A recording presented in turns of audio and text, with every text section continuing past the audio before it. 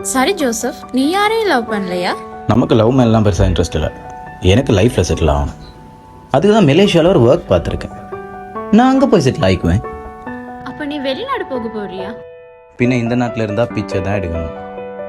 நீ போறது ஓகே. நீ எதுக்காக போறியோ அதுக்காக மட்டும் போயிட்டு காசு சேவ் பண்ணு. வீண் செலவு செய்யாது.